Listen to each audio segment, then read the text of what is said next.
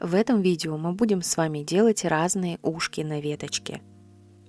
Как я уже говорила, ушко может быть первым в украшении. Для этого нам необходимо сначала проплести петельку, при помощи которой украшение будет крепиться к прическе на невидимку или шпильку. Напоминаю, что ушко должно быть маленьким, за исключением момента, когда вы хотите крепить ваше украшение на ленты. Даже когда ушко первое в вашем украшении, его можно сделать по-разному. Обратите внимание на эти фото, где ушко первое в украшении. За ним идет бусинка, в данном случае это рандели. Но если делать именно так, первая бусинка будет закреплена как бы не совсем по правилам. В предыдущих видео я уже рассказывала о том, как лучше крепить рандели.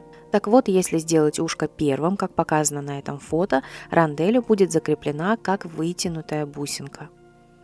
Можно сделать иначе, когда ушко выглядит как отдельный элемент. Вы просто делаете петельку первой, затем проплетаете немного проволоку, а потом как отдельный отросток уже плетете первую бусинку.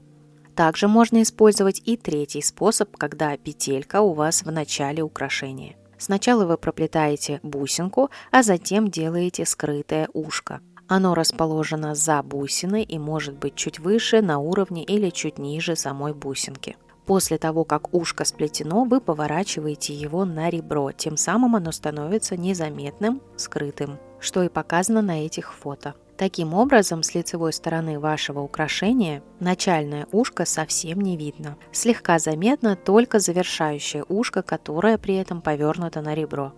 Как я говорила уже в предыдущих видео, ушко может быть не в самом начале украшения. Если вы не захотели делать его в начале или забыли, ничего страшного, вы можете сделать его чуть позже, как показано на этом фото и видео.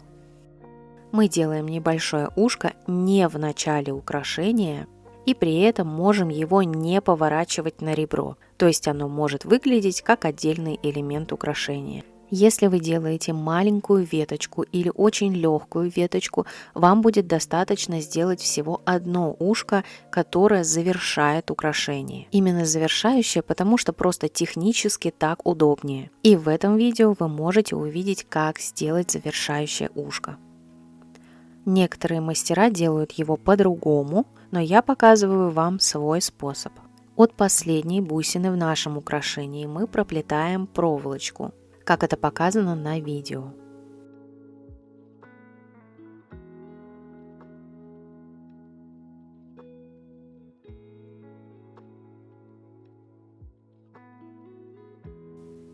Затем мы заворачиваем проволоку в петельку в наше ушко прямо на уровне последнего отростка. А затем свободные хвостики проволоки аккуратно закручиваем. Хвостики мы закручиваем так, чтобы они ложились рядом друг с другом. То есть, когда вы сделали первый оборот хвостиков, следующий не нужно наматывать тут же, иначе получится очень объемно и некрасиво. Каждый последующий виточек делайте в направлении последней бусинки. Достаточно сделать 2, максимум 3 оборота проволоки и обрезать оставшиеся хвостики. А пока вы еще затягиваете эти хвостики, подтягивайте их потуже. Затем ножничками или щипцами обрежьте оставшиеся хвостики проволоки.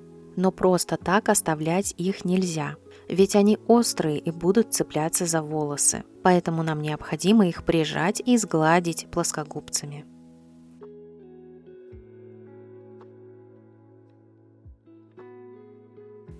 Когда мы все сделали, пальчиками проверяем, чтобы ничего не цеплялось. Как вы видите, само ушко уже повернуто на ребро.